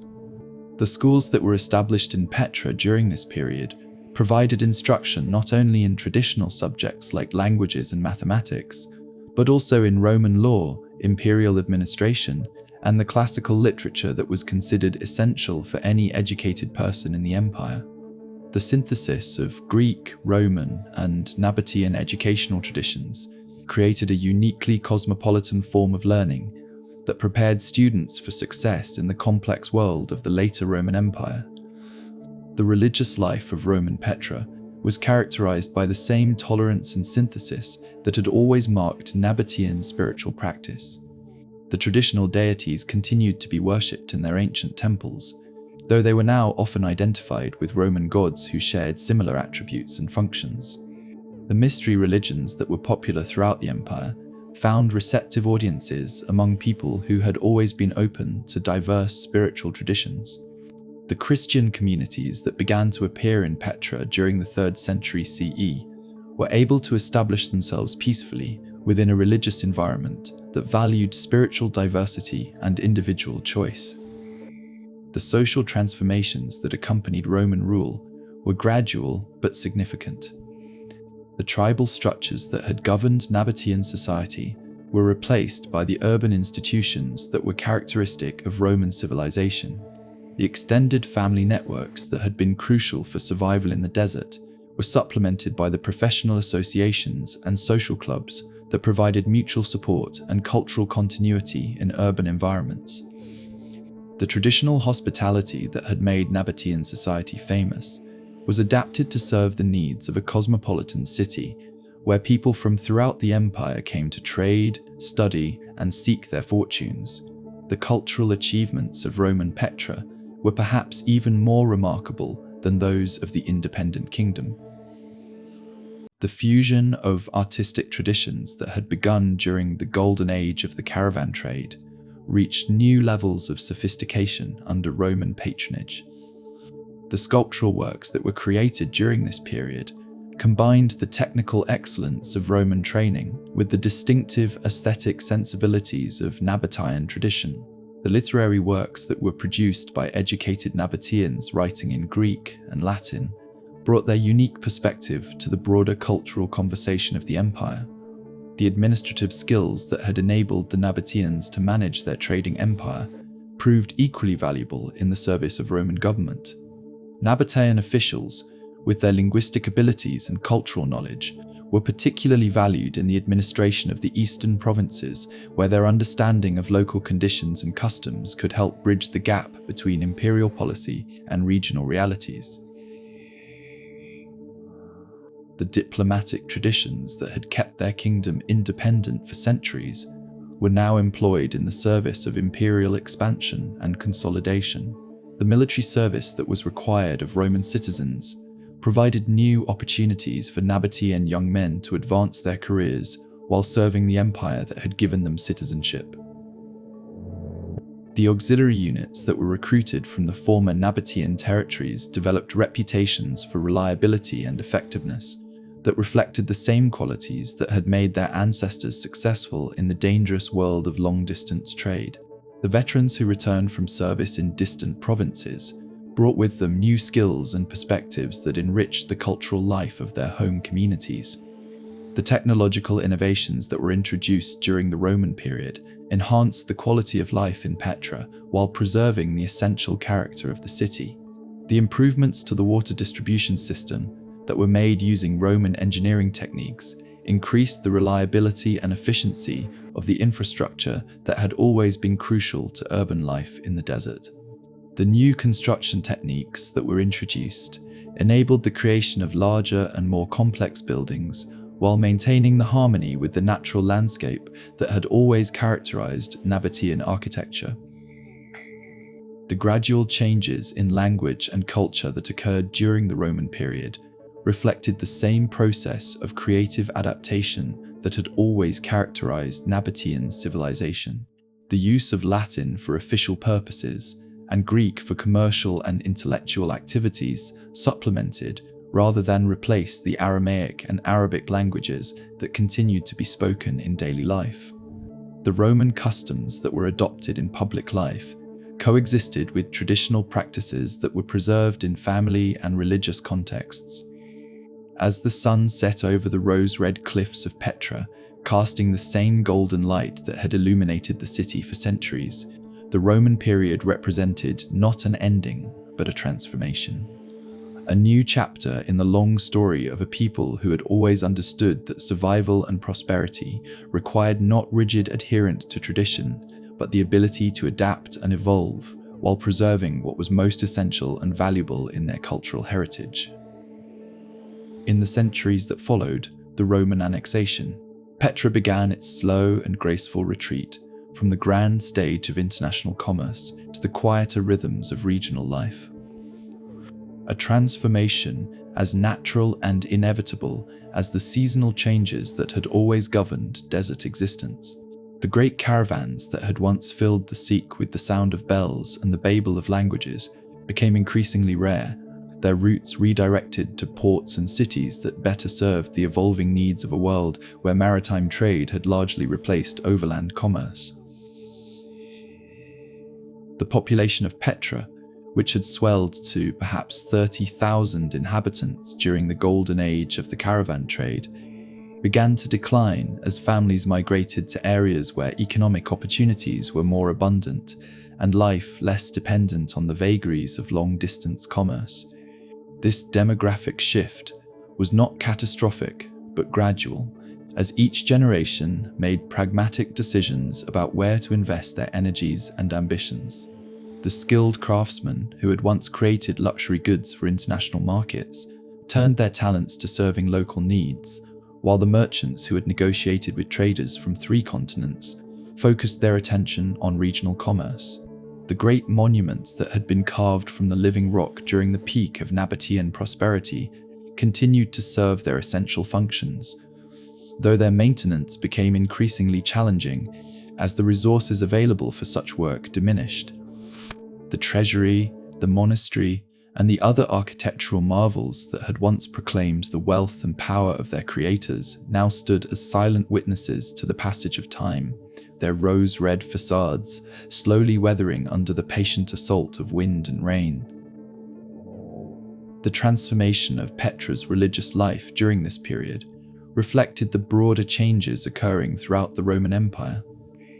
The traditional Nabatean deities, who had been worshipped in carved temples and mountaintop shrines for centuries, gradually gave way to new forms of spiritual expression that reflected the changing needs and beliefs of the community.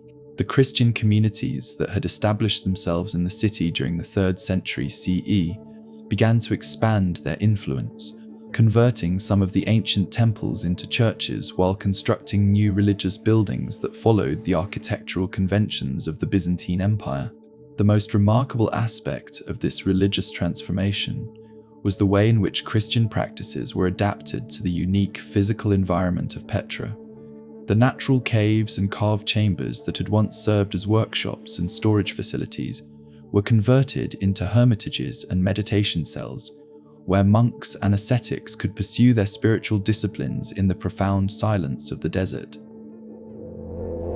The acoustic properties of the rock-cut spaces, which had been designed to enhance the ceremonial aspects of pagan worship, proved equally suited to the chanting and prayer that characterized Christian liturgy. The economic life of the city during this period was characterized by diversification and adaptation rather than decline. The agricultural activities that had always supplemented trade income became increasingly important as the community learned to make more intensive use of the limited water resources available in the surrounding valleys.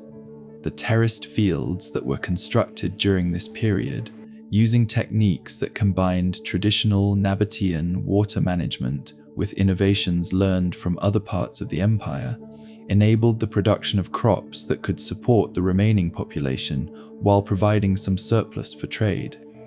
The craft industries that had once produced luxury goods for international markets were scaled down but not abandoned. The pottery workshops continued to operate, producing vessels that served local needs while maintaining the distinctive aesthetic traditions that had made Nabatean ceramics famous throughout the ancient world. The textile production that had developed during the Roman period continued to provide clothing and household goods for the community, while the metalworking shops that had once created jewelry and decorative objects for wealthy patrons now focused on the tools and implements necessary for daily life. The intellectual and cultural life of Petra during this period was marked by a deepening appreciation for the community's historical achievements and a growing consciousness of their role as guardians of a unique cultural heritage. The libraries that had been established during the Roman period became repositories not only of contemporary learning, but of the accumulated wisdom of Nabatean civilization. The schools that continued to operate in the city provided education that combined practical skills with historical knowledge, ensuring that future generations would understand and appreciate the legacy they had inherited.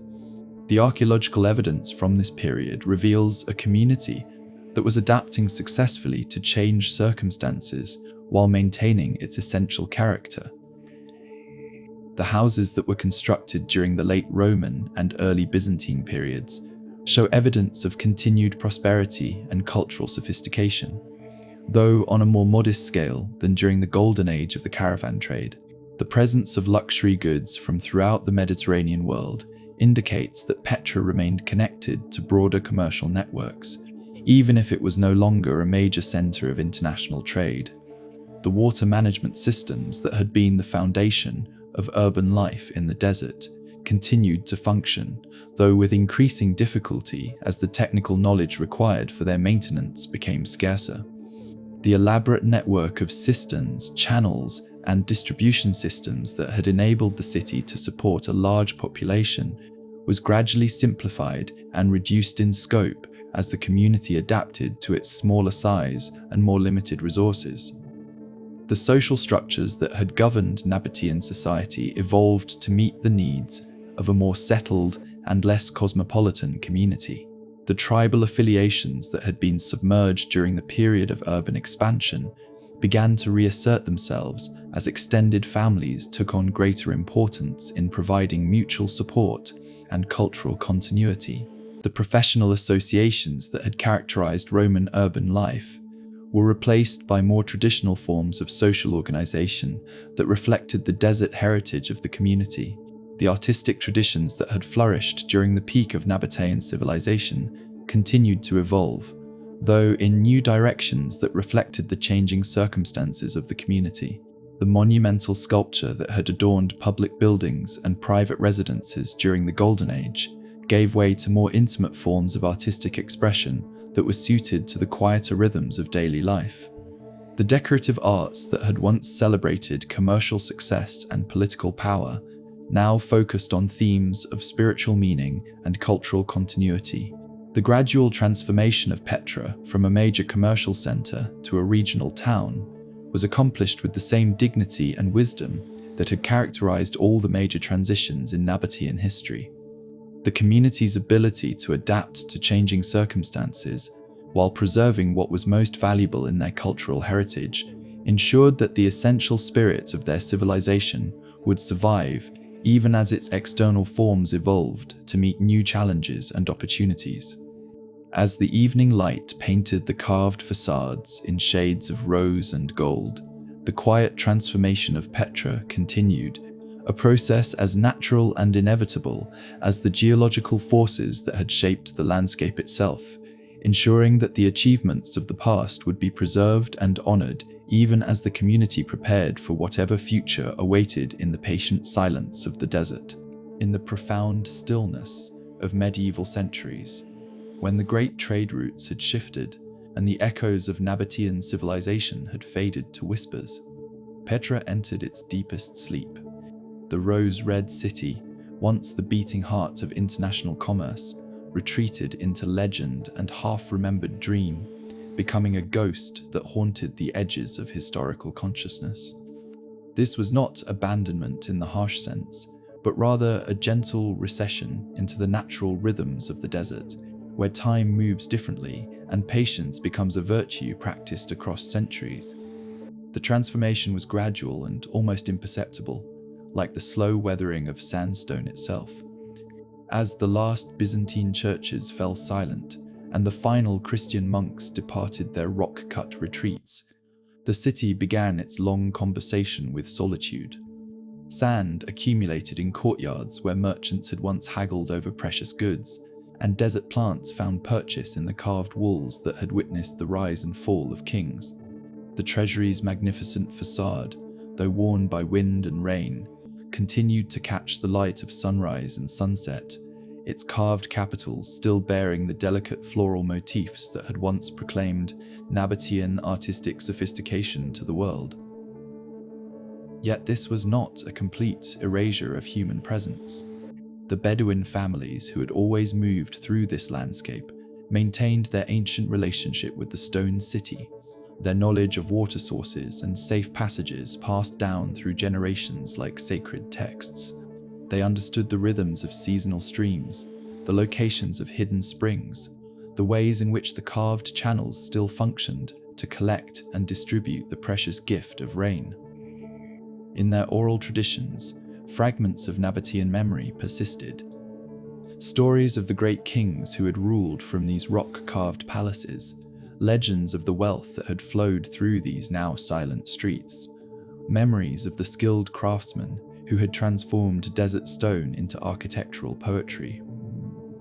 The outside world, meanwhile, preserved only fragments of Petra's story. Medieval Arabic writers like al-Idrisi mentioned the ruins in their geographical works, describing them as remnants of a once great city whose builders had possessed extraordinary skill in stone carving. European pilgrims, following the traditional route to Jerusalem, occasionally glimpsed the rose-red facades from a distance, but few understood the significance of what they were seeing. The city had become a mystery wrapped in legend, a place that existed more in imagination than in direct experience. During these centuries of apparent neglect, however, something remarkable was taking place. The monuments themselves were becoming part of the natural landscape in ways that enhanced rather than diminished their beauty. The rose-red stone, weathered by time and elements, developed new textures and patterns that added to its visual appeal. Plants growing in the carved facades created unexpected harmonies of color and form. The sand that filled the ancient courtyards preserved the foundations of buildings that might otherwise have been lost to more dramatic forms of destruction. The silence was not empty, but full of presence. In the early morning hours, when the desert air was still cool and the light struck the carved facades at perfect angles, the city seemed to breathe with quiet life.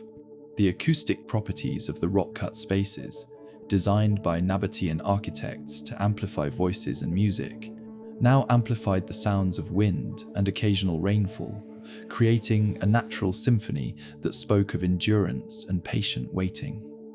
European curiosity about this lost city grew slowly throughout the medieval period, fed by occasional travelers' tales and scholarly speculation. The legends surrounding Petra became increasingly romantic and mysterious, transforming the historical city into a symbol of vanished grandeur and hidden wisdom. Maps of the period sometimes marked the location with intriguing phrases like "ancient city of great renown" or "ruins of extraordinary beauty," but these references were often based on hearsay rather than direct observation. The Bedouin guardians of the site understood something that the distant scholars did not, that preservation sometimes requires a kind of protective obscurity. By allowing the city to retreat from the attention of the outside world, they were ensuring its survival through periods of political upheaval and cultural transformation. The rose-red monuments, sheltered by their reputation for inaccessibility and protected by the desert's natural defenses, waited patiently for the right moment to reveal themselves once again to global consciousness. As the medieval period drew to a close and the Renaissance began to stir European interest in ancient civilizations, rumors of Petra's existence began to reach the ears of scholars and adventurers. The city's reputation grew not through direct knowledge, but through the power of legend and the human fascination with lost worlds. The stage was being set for one of the most dramatic rediscoveries in archaeological history, when the sleeping city would wake to find itself transformed from home into wonder. In the early decades of the 19th century, when European intellectual curiosity about the Orient was reaching new heights of sophistication and scholarly ambition, a young Swiss explorer named Johann Ludwig Burckhardt embarked upon one of the most audacious adventures in the annals of archaeological discovery. His quest to locate the legendary rose-red city of Petra would require not merely physical courage, but a profound transformation of identity, a metamorphosis so complete that it would challenge the very foundations of his European consciousness while opening doorways to ancient worlds that had remained hidden for centuries. Burckhardt's preparation for this perilous journey was nothing short of remarkable in its thoroughness and intellectual rigor. Understanding that discovery in this hostile region would require more than mere academic credentials or European privilege, he undertook a comprehensive study of Arabic language, Islamic law, and Middle Eastern customs. He immersed himself so completely in this cultural transformation that he became Ibrahim ibn Abdallah, a devout Muslim scholar from India, undertaking a pilgrimage to the tomb of Aaron, Moses' brother, who was believed to be buried in the mountains near the rumored location of the lost city. The psychological complexity of this transformation cannot be overstated. Burckhardt was not merely adopting a disguise, but inhabiting an entirely different worldview, one that required him to think, speak, and react according to cultural patterns that were fundamentally alien to his Swiss Protestant upbringing. Every gesture, every phrase, every moment of social interaction carried the potential for exposure and death. The stakes were existential failure, meant not just academic disappointment, but very likely the end of his life at the hands of suspicious local populations who had learned to distrust foreign intrusion. The journey itself through the tribal territories of southern Jordan was a masterpiece of diplomatic navigation and cultural sensitivity. Burckhardt traveled with Bedouin guides who possessed ancestral knowledge of the landscape's hidden passages and seasonal rhythms. These men, descendants of the same families who had maintained protective guardianship over Petra's secrets for centuries, watched their foreign companion with a mixture of curiosity and caution. They understood that he was not what he appeared to be, but something in his respectful approach to their customs, and his genuine scholarly interest in their traditions earned him a grudging acceptance. As the small party approached the vicinity of the legendary city, the tension became almost unbearable. Burckhardt's disguise had to be maintained with perfect consistency, even as his excitement mounted with each step toward what he hoped would be the discovery of his lifetime. He could not display the enthusiasm of a European explorer or the wonder of an archaeologist encountering unprecedented architectural achievements. Instead, he had to maintain the demeanor of a pious pilgrim focused solely on reaching Aaron's tomb, showing only the appropriate level of interest in the ancient ruins that would soon surround him. The moment of approach to the sick, that narrow, winding canyon that serves as Petra's dramatic entrance, was orchestrated with almost theatrical precision by the landscape itself. The passage begins innocuously enough, appearing to be simply another cleft in the sandstone hills, but as one progresses deeper into its shadowed depths, the walls gradually reveal traces of ancient human intervention. Carved channels for water collection, niches for religious statues, and inscriptions in scripts that Burckhardt recognized as Nabatean began to appear with increasing frequency, each one a tantalizing hint of the extraordinary civilization that had once flourished in this hidden valley. The treasury's facade, when it finally emerged from the shadows like a rose-red revelation, represented far more than architectural achievement. It was a moment of pure historical epiphany. Burckhardt's scholarly training allowed him to recognize immediately that he was witnessing something unprecedented in the archaeological record. The synthesis of Hellenistic architectural vocabulary with distinctly Arabian decorative sensibilities, the precision of the carving, the sheer audacity of creating such monumental beauty in such a remote location. All of these elements combined to create an instant of recognition that would alter the trajectory of Middle Eastern studies forever. Yet even in this moment of triumph, the explorer's constraints remained absolute. He could not linger too long in obvious appreciation, could not take detailed measurements or make obvious sketches, could not display the kind of systematic, scholarly interest that would immediately expose his true identity. Instead, he had to rely on his trained memory and brief, surreptitious notes to record details that would later become the foundation for European understanding of this lost civilization. The broader implications of Burckhardt's discovery extended far beyond the mere location of archaeological ruins. His successful penetration of this protected cultural space represented a new model for cross-cultural scholarly engagement, one that required not just intellectual preparation, but profound personal transformation. The knowledge he brought back to Europe would spark decades of scholarly interest and eventually lead to the systematic archaeological investigation that continues to this day. As word of Petra's rediscovery spread through European scholarly circles, it catalyzed a fundamental shift in Western understanding of Arabian civilization. The sophisticated architectural achievements, visible in the rose-red city, challenged prevailing European assumptions about the cultural capabilities of Arab peoples, forcing scholars to reconsider the complexity and sophistication of pre-Islamic Arabian societies. Burckhardt's discovery became a bridge between worlds, opening pathways for cultural exchange that would profoundly influence both European and Middle Eastern intellectual development.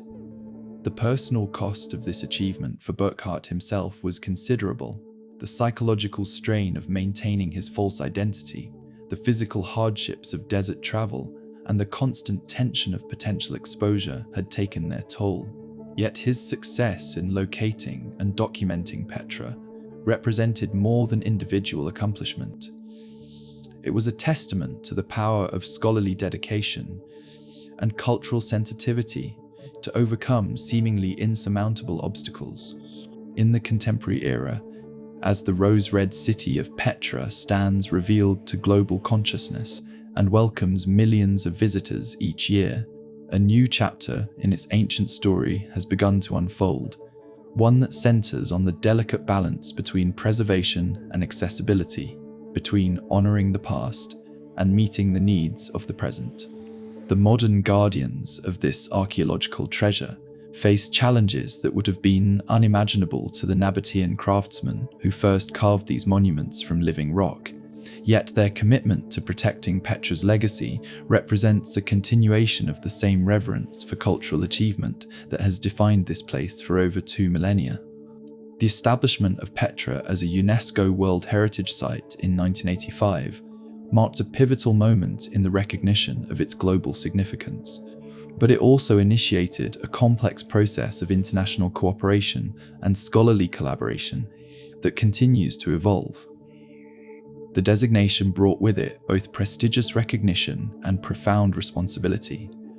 The understanding that this remarkable site belongs not just to Jordan or to the Middle East, but to all humanity as a testament to the heights of human creativity and architectural achievement.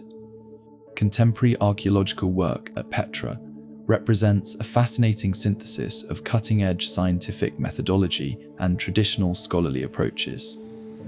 Ground-penetrating radar reveals hidden structures beneath centuries of accumulated sand and debris, while sophisticated photogrammetry creates detailed three-dimensional maps of carved facades that allow researchers to study architectural details with unprecedented precision. Chemical analysis of the sandstone helps conservators understand the processes of weathering and decay, enabling them to develop targeted preservation strategies that can extend the life of these irreplaceable monuments for future generations. The challenge of balancing tourism with conservation has become one of the most pressing issues facing Petra's modern guardians. The economic benefits of tourism are undeniable. The thousands of visitors who walk through the Sikh each day provide crucial income for local communities and help justify the significant costs of conservation work. Yet each footstep also contributes to the gradual erosion of ancient pathways. Each camera flash potentially damages pigments in painted tombs, and the sheer volume of human presence places unprecedented stress on systems that were designed for a much smaller population. Innovative solutions to these challenges have emerged from the collaborative efforts of international conservation experts, Jordanian authorities, and local communities. New pathways have been designed to protect the most vulnerable ancient surfaces, while still allowing visitors to experience the full majesty of the site. Advanced monitoring systems track environmental conditions inside the most sensitive monuments, allowing conservators to respond quickly to changes that might threaten the integrity of carved details or painted decorations. The role of local communities in Petra's conservation represents one of the most encouraging aspects of contemporary preservation efforts. The Bedouin families who have maintained traditional relationships with this landscape for centuries have become partners in conservation work, their ancestral knowledge of seasonal water patterns and rock stability proving invaluable to modern archaeological teams. Young people from these communities have trained as site guides, conservators, and archaeological technicians, creating a new generation of cultural guardians who combine traditional wisdom with modern expertise. Recent discoveries continue to reveal new aspects of Nabatean civilization that challenge and expand our understanding of this remarkable culture. Excavations in the city center have uncovered evidence of sophisticated water management systems that were far more extensive than previously imagined. New tombs and temples emerge regularly from the sand, each one adding pieces to the puzzle of how this ancient society organized itself and expressed its spiritual beliefs through architectural achievement. The international dimension of Petra's conservation has created a unique model for cross-cultural collaboration in archaeological preservation. Teams of specialists from Jordan, Europe, North America, and other regions work together on projects that range from emergency stabilization of threatened monuments to long-term research initiatives that may continue for decades.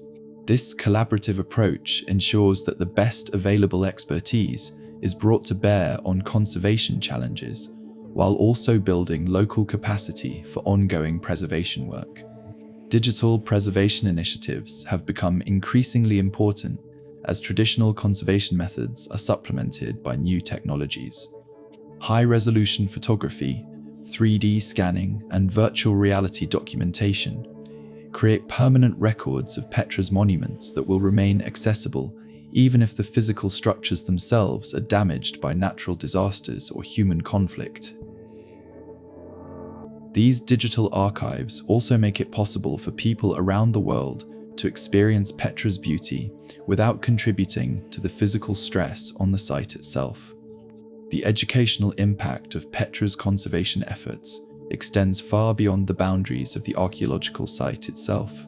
Training programs for conservators, archaeologists, and site managers have made Jordan a regional center for cultural heritage preservation, with expertise developed at Petra being applied to other archaeological sites throughout the Middle East and beyond. The methodologies pioneered in the Rose Red City have become models for sustainable tourism and community-based conservation that are being adapted for use at cultural heritage sites around the world. Looking toward the future, the Guardians of Petra face both challenges and opportunities that will shape the site's destiny for generations to come. Climate change poses new threats to the stability of sandstone monuments, while advancing technology offers new tools for preservation and interpretation. The key to success lies in maintaining the delicate balance between protecting the past and serving the needs of the present, ensuring that future generations will be able to experience the wonder of the Rose Red City just as we do today. As we reach the end of our journey through the magnificent saga of Petra, standing once again in the profound silence of the Rose Red City, as starlight catches the carved facades and transforms them into something that seems to exist beyond the realm of ordinary human achievement, we find ourselves confronting truths that transcend the boundaries of historical narrative and speak to the deepest aspirations of the human spirit. This ancient city, carved with infinite patience from living stone, offers us more than just the story of a vanished civilization.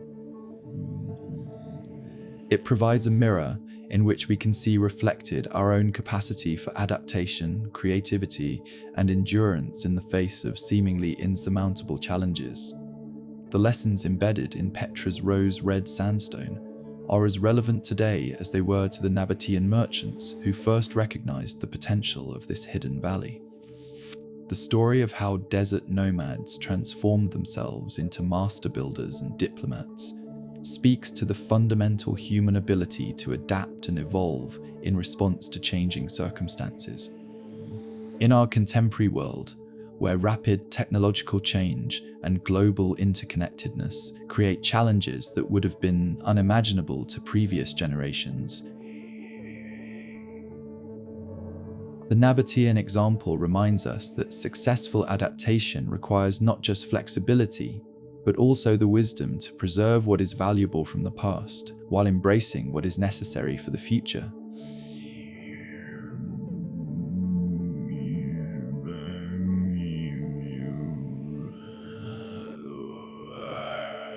The sophisticated water management systems that made Petra's prosperity possible offer particularly relevant insights for our current environmental challenges. The Nabatean understanding that water is precious and must be carefully conserved, collected, and distributed mirrors our contemporary need to develop sustainable approaches to resource management. Their integration of practical engineering with spiritual reverence for the natural world provides a model for how technological innovation can be pursued in harmony with environmental stewardship rather than in opposition to it.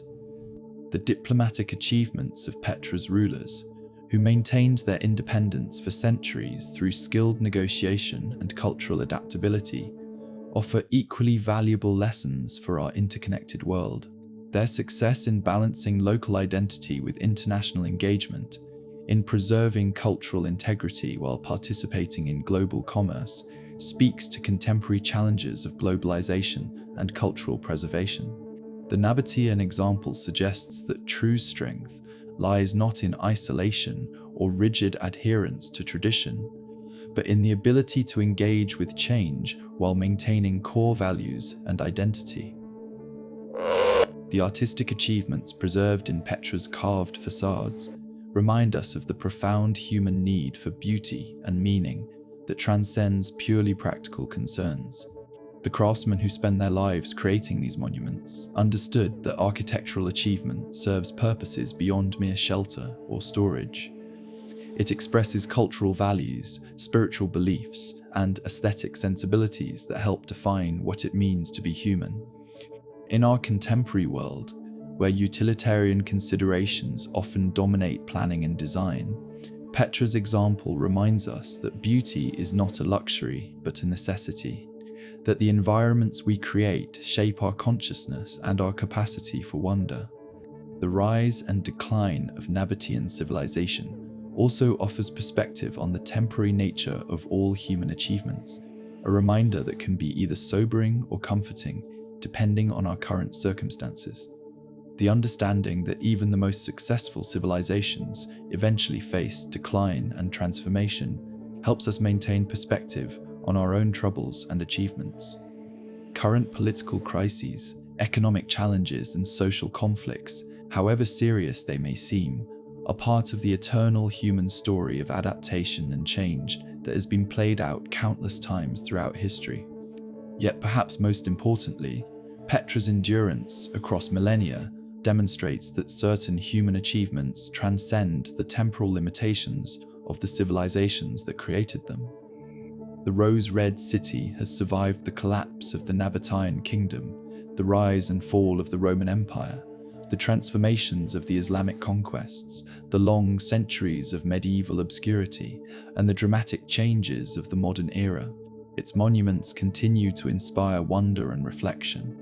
Its architectural achievements continue to challenge and inform contemporary builders, and its story continues to offer insight into the human condition. The contemporary conservation efforts at Petra represent a new chapter in this story of endurance, one that demonstrates humanity's growing understanding of our collective responsibility to preserve cultural heritage for future generations. The international cooperation, scientific innovation, and community engagement that characterize modern preservation work at Petra offer hope that we can meet the challenges of the 21st century with the same wisdom and dedication that the Nabateans brought to their desert city. As you allow yourself to drift towards sleep tonight, carry with you the image of Petra at twilight, when the rose-red stone seems to glow with inner fire, and the carved facades stand as eternal witnesses to human creativity and perseverance. In the peaceful darkness behind your closed eyes, let the gentle rhythm of desert wind through ancient corridors lull you into restful slumber, secure in the knowledge that some human achievements are truly timeless, that beauty and wisdom can survive the centuries, and that the rose-red city will continue to inspire wonder and reflection for generations yet to come. The stars that shine over Petra tonight are the same stars that guided Nabatean caravans across the desert, that witnessed the patient work of stonemasons and the prayers of priests, that have looked down upon this extraordinary place through all the centuries of its triumph and slumber and rediscovery. In their constant light, we find reassurance that while individual civilizations may rise and fall, the human capacity for wonder, creativity, and reverence for beauty remains eternal. Rest now in the rose-red silence, where ancient dreams are preserved in stone and new dreams take shape in the minds of those who continue to be touched by the magic of this extraordinary place.